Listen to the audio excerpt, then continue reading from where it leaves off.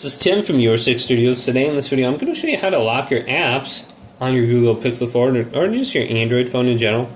Now one of the easiest ways to do this is simply just go to the Play Store right here and just type in App Lock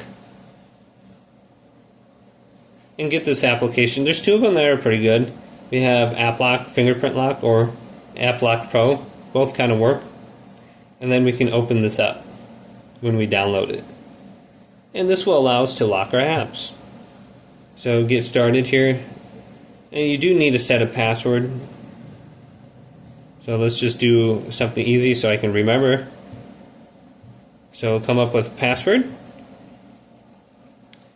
And then it says disable battery stuff. Okay. You can allow the permission for App Lock Pro. Here it is. Allow it.